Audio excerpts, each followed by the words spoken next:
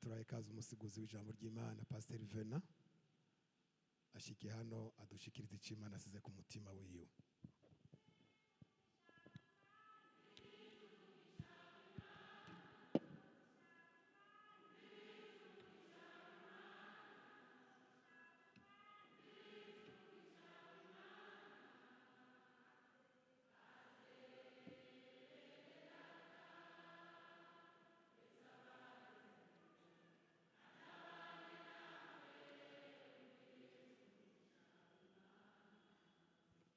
Yesu nashimwe. Ndashimiye Imana ko Imana yangiriye ubuntu bwa mbere imbagukizwa. Kuko iyo ntakizwa andi iyo bana rimbarerwa simbani ngaha. Dere mu vyemera kwibahagarara imbere. None Yesu nashimwe ko yampaye agakiza. Igira kabiri ndashimiye Imana ko Imana ciye mu barongozi hanyuma nkaza numva bariko baratuma ndanumva nti ngo Vena ndote mu kinama ndaryoherwa. Yesu nashimwe kuko naheruka kera ngaha. None rero kandi turabashimiye kwikaze muduhaye namwe turabaye kaze hano mu ijambo ry'Imana dusangire umutsima. Yesu nashimwe cyane. Hama rero tutarasoma rero ntanga intasho zo mu Ruvumera, abanyaruvumera bantumye hanyuma n'umuryango wanje mwakire izo ntaso zabo mu izina rya Yesu. Reka rero dusome amajambo y'Imana tuvugana ko muri kano kanya. Ijambo ry'Imana yanditswe mu gitabo ca Zefaniya.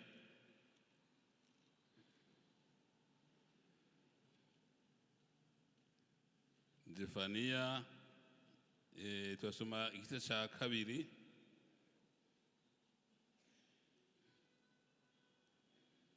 kabiri dusome ku murongo wa 3.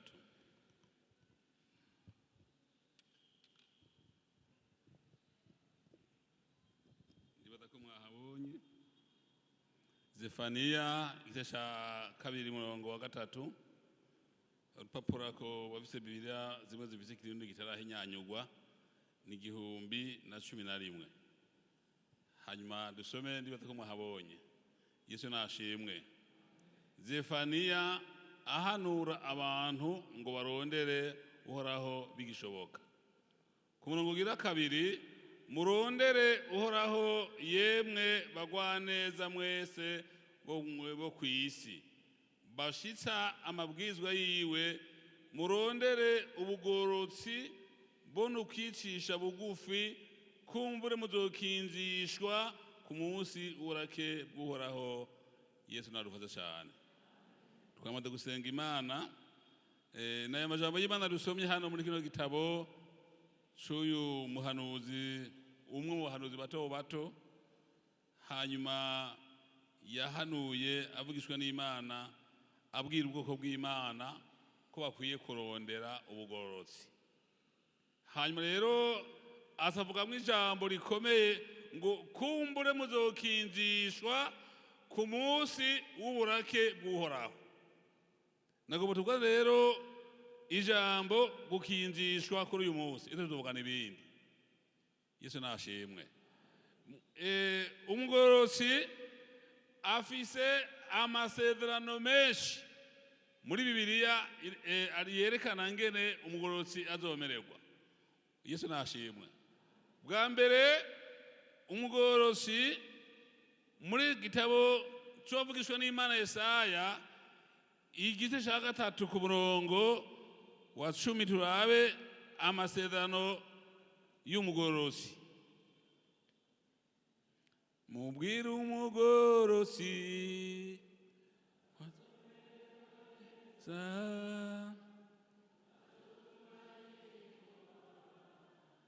iwe yamuze.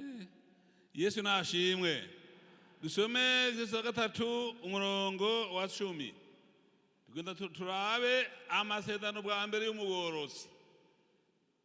Zose nakubwira amasezerano y'inzu Yesu ko tugiye kuba mu mazu siko ntabizi sibindi ndakubarira kuko iyo umuntu ari umugororosi Yesu yaravuze ubwiwe ngo mubanze mwitwararike iby'ubwami bw'Imana niki nukugoro ngibindi byose mudogirane muzobyongerwa no dutobisaba tuzobironka Yesu nashimwe cyane dusome igitabo cya 3:10 avuga ngo mubwire umugororotsi ko azomererwa gute kuko azotungwa n'ibyo bikorwa vyiwe vyamuje. Umurongo wa 11 umunyavyaha azobona ibara azomererwa nabi kuko azogererwa ingiri by'amaboko yiwe yakoze. Imana idufashe cyane. Uyu Yesaya nawe aravugishwa n'itangazo. Yesu nashimwe ngo mubwire umugorosi ko azogirane ko azomera. Hari umuntu agomba kumererwa nabi, hari n'umwe kumererwa nabi fakuda nta muntu abigomba, birizana bikaza rigeragezwa. Ariko iyo umuntu ari umugorosi twabonye yuko umuhanuzi Zefaniya yavuze ngo kumbure muzokinzishwa ku munsi w'uburake bw'Uhoraho. Kukinzishwa ni ikintu cyumvikana nugushigwa ahantu umererwa neza abandi bariko baramererwa nabi. Hanyuma ngo mubwire umugorosi ko azomererwa neza. Yesu nashimwe. Iyo niyumviye rero ijambo umugorosi, kuko hari abantu bagororoka hanyuma mugabo kubera ibihe bakabivamwo bagasubira gukora ibyo bakora kera, ibyo abanyamahanga bakora. Ariko Bibiliya iratwereka neza abantu babaye abagorosi kandi babigumamwo n'ibihe byabaye bibi. Ndakwifuza rero wewe n'umugorosi uzubigumemwo. Yesu nashimwe. Uzubigumemwo. Hari ibyiza Imana yateguye mu ijuru byabikiwe abagorosi, kuko uhudusa siko tuzoguma dusa, bizohinduka twambikwe ubwiza bw'Imana dusa na Yesu. Yesu nashimwe cyane. Rero ngo mubwire umugorosi ko azogirane azomererwa neza. Tubananyira ijambo ryo gukinzishwa. Dusome hariya mu Itanguriro igice cya 6.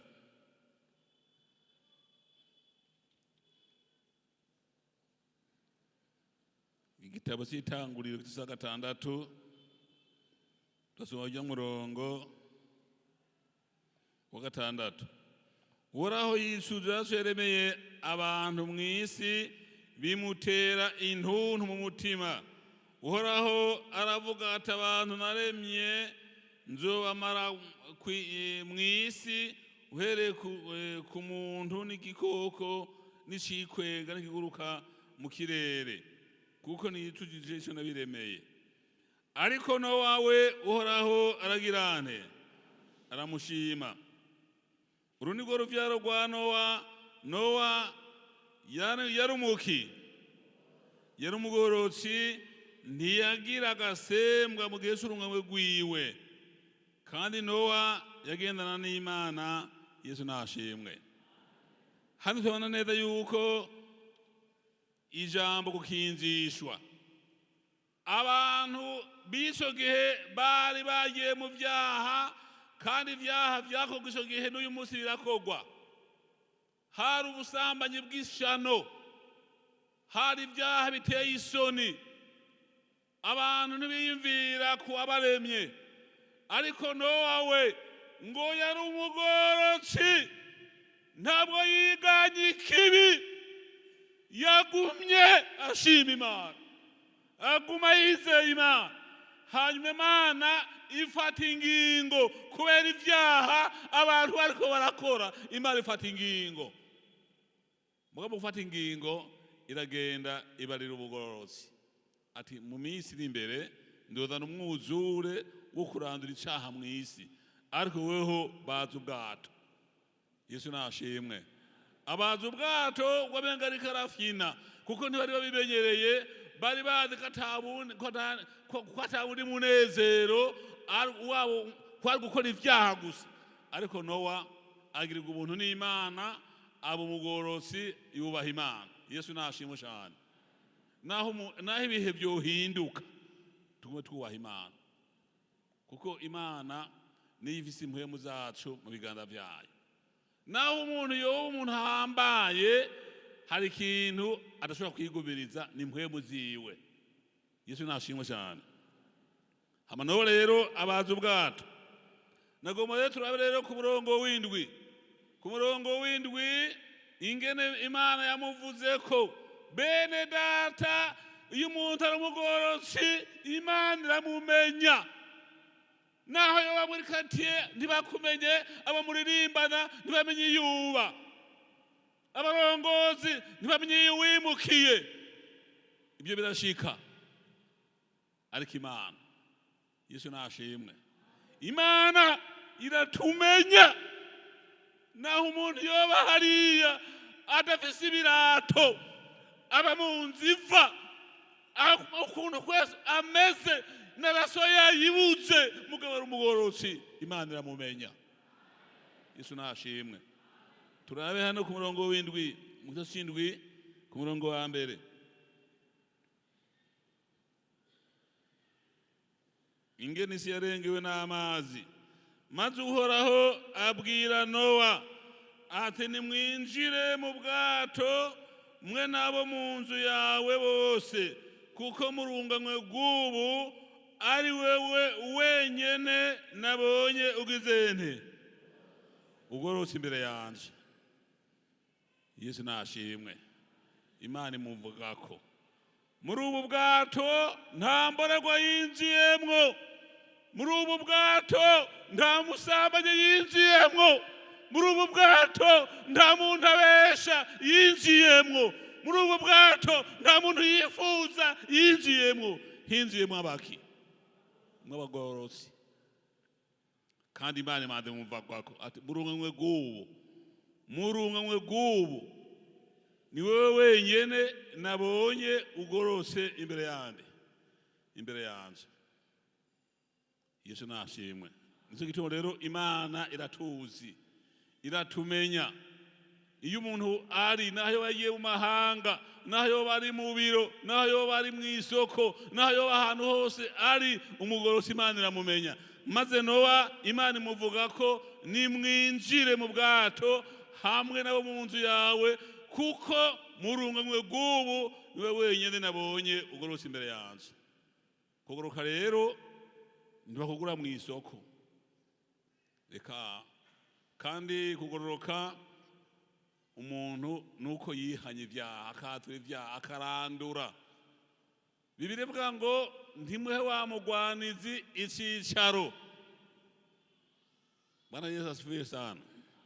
Hano rero hariho amasezerano menshi y'umugorotsi tubona ngo bazokinjishwa, n'uwo arakinjishwa, hanyuma imvura iragwa yibereye mu bwato. Niko Bibiliya ivuga ngo isi ishengero ry'Imana nijyava muri iyi isi, isi izobona ibara, isi izogira ingorane. Nico gituma naho ibihe byohinduka ntiduhinduke ngo duhebe Imana, ko twagira ubuntu tukihana tukamanyana n'Imana tukaba abakunzi b'Imana, tubigumemwo. Yesu nashimwe. Yesu nahabwa ishobora cyane.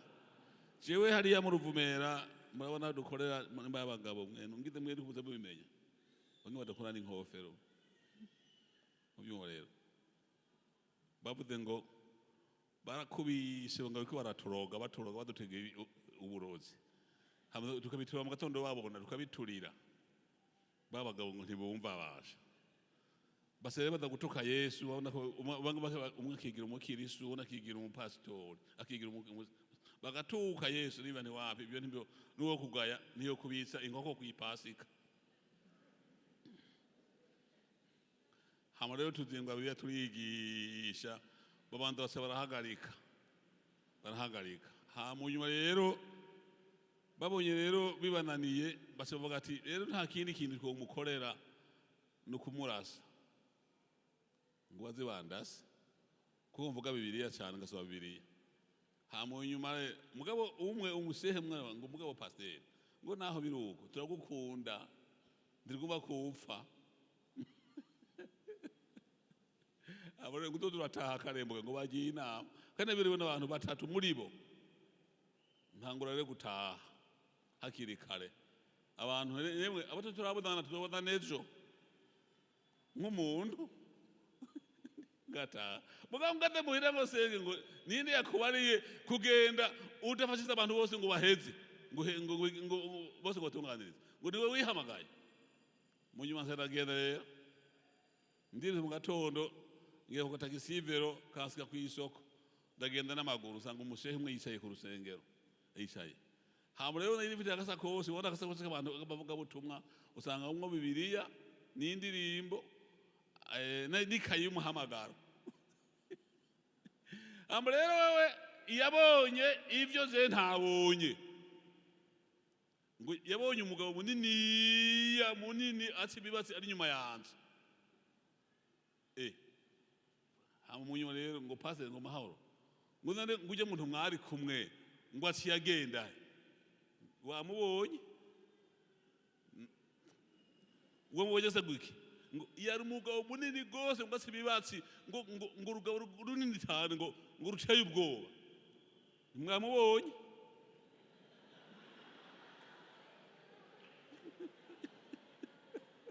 ningorane gusa mwebwe ningene bazobahamba mwavuze ko muzonyitsa nujya mugabo azoba marafye azowarimura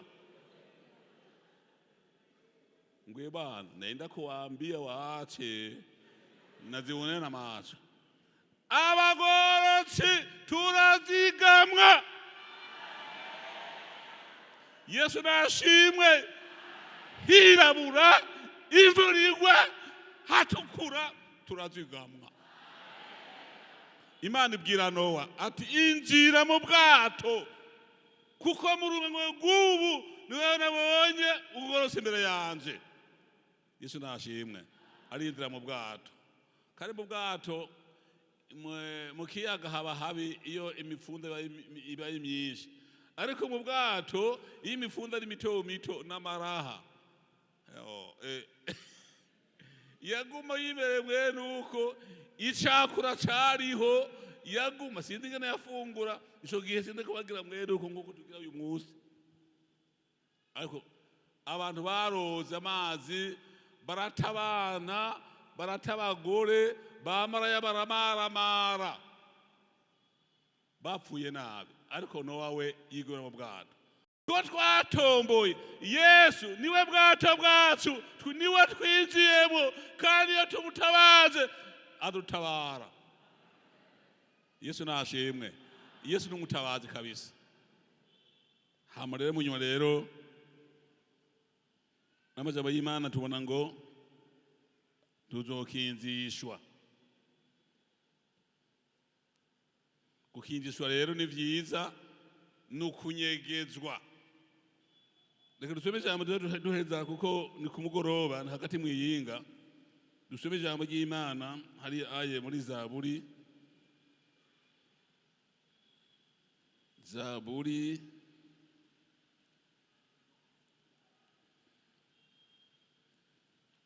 igice 30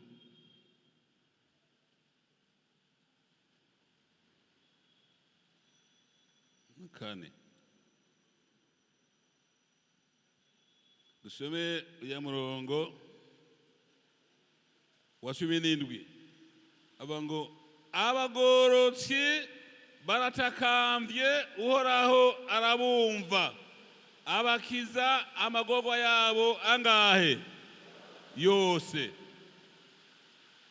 ndaho Bibiliya ivuga ngo abanyavyaha baratakambye uhoraho arabumva ariko abagorotsi baratakambye uhoraho arabumva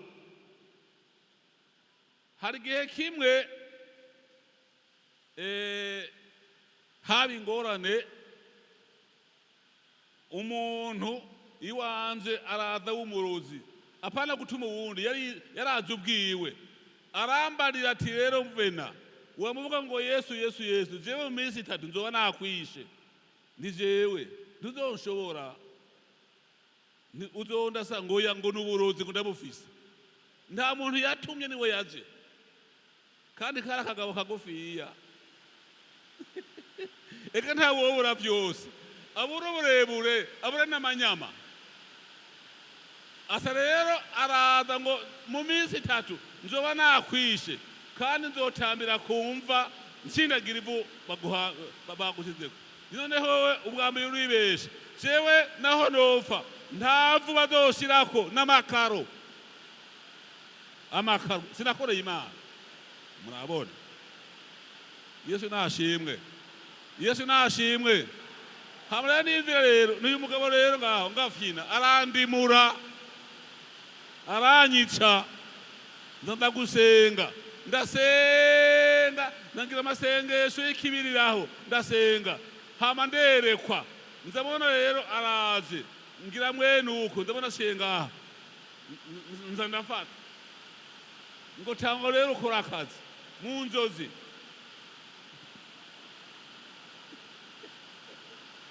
ndakubita ndamuhongora amenyo ndabena amazuru hari mu nzozi hama ntanavyoka bibivuga ngo abagorotsi baratakambye uhoraho igirante arabumva Imana yaranyumvise nyamugabo rero mu nyuma ndanumva aza kubinira ku mbuga niko Imana yampaye kumukubita mu nzozi ngira ndamufata abona ndagenda ndasoboka nugura umuryango urazwira ariruka ntera ibihimbe by'amatafari nimuramuhe mu gatondo twahuye yavuritse ukuboko ndakubariye mugabo uzohagarama aha turakomeye ugomba kuba umuntu ukomeye inzira muri Yesu nashimwe kandi umugumemo ntumuvemo umugumemo azogwana n'ibikugwanya azirukana ibikwiruka inyuma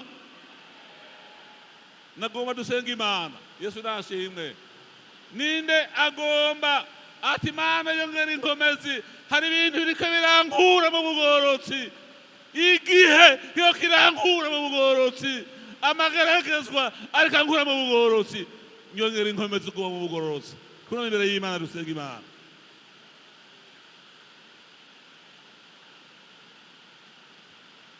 tuna imbere y'Imana ninde agomba ati Imana nyongera inkomezi zo kuguma mu bugorotsi hari ibintu biriko birankura mu bugorotsi igihe amageragezwa biriko birankura mu bugorotsi umugorotsi azomererwa neza umugorotsi azotungwa n'iyo maboko yiwe yakoze umugorotsi azokinzishwa no mu gihe kibi Imana iramumenya ikamugira neza turaguhaye kaze kuri mugoroba kugira ngo Imana ikongere inkomezi zo kuguma mu bugorotsi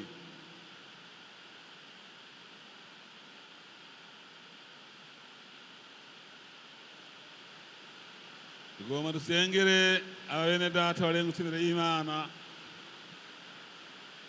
duhaye kaze kozi w'Imana hano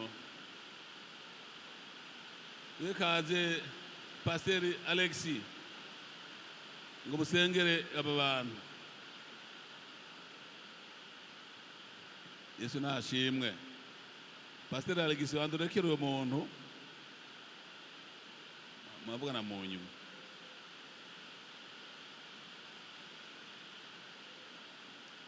Yesu abahedagire cyane umugorotsi azomererwa neza azokinzishwa atakambye uhoraho aramwumva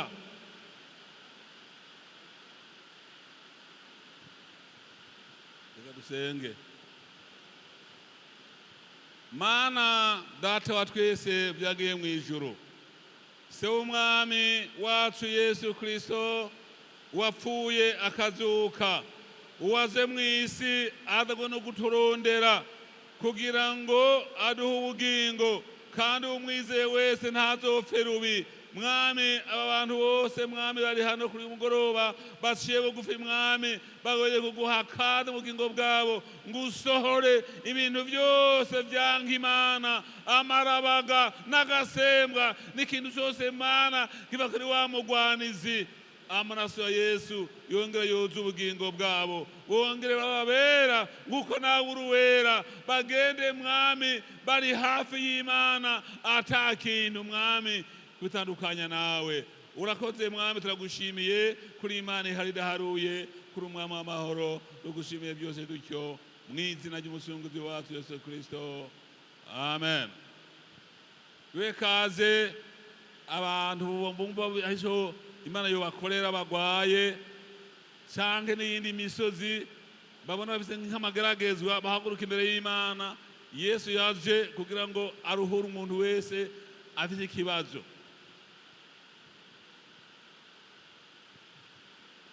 Gaduhe kade pasteur hano Gerard asengere abantu bagwaye n'abafise iyindi misozi kanaka bagomba kw'Imana ibatabara. Mana yera, wewe wera wenyene Mana yo mwijuru, iri jambo niryo ritumye ababene data bahagarara imbere y'ubwiza bwawe, kuko uvuze ngo umuntu agororotse iyo yatakambye Imana iramwumva kandi ikishura ugutakamba kwiwe. Abantu bari imbere y'Imana kuko mu masezerano twabonye menshi cyane, menshi. Umugororotsi iyo adahinduwe n'ibihe muragumana. Twarababonye ba Daniyeli, twarabonye benshi ba Yobu batahinduwe n'ibihe, hari igihe batakamba urabumva. Haleluya. Kandi wavuze ngo umugororotsi azomererwa neza, azomererwa neza. Abantu bahagaze imbere yawe bamerewe nabi, hari impamvu bahagaze imbere yawe, hari bitagenze neza mu mibiri yabo Mana, mu bibazo bihagaze imbere yabo, ariko ntubeshera mu ijambo. Uvuze ngo barira umugororotsi ko azomererwa neza. Nibamererwa neza, bariya bariko bararibwa n'ibihagarare, bariya bagwaye n'ibihagarare, bariya bafise imisozi n'isenyuke, mu izina rya Yesu, mu izina rya Yesu, mu izina rya Yesu, mu izina rya Yesu. Ibyo gusenyurwa nibisenyurwe, nibisenyurwe, nibibi biyaya imbere yabo Mana. Haseserezwa impundu, saba bonyine, hari abari muhira, hari abari mu bitaro bikuru na bitoyi, bafise ibibazo, bafise ingorane, barwaye ubasangeho. Ab'imyenda ihagaze imbere uyishure, ingumbu zigumbahure mu izina rya Yesu. Abafise ingwara zimwe zibikomeye, zimwe bago ntizikira, Mana nubakize. Umugororotsi azomererwa neza, umugororotsi azokinjishwa, bakinjishe, ubashire kure y'ibisika bihagaze imbere yabo, imipfunda wicecekeshe, ibisebuzi ubicecekeshe, umuyaga ucecekeshe, uvuge ngo hora, nta kitokumvira uvuze. Turagushimiye kubikoze mu izina rya Yesu Kristo umwami wacu, amina. Mwami Yesu Kristo abahedagire mwese.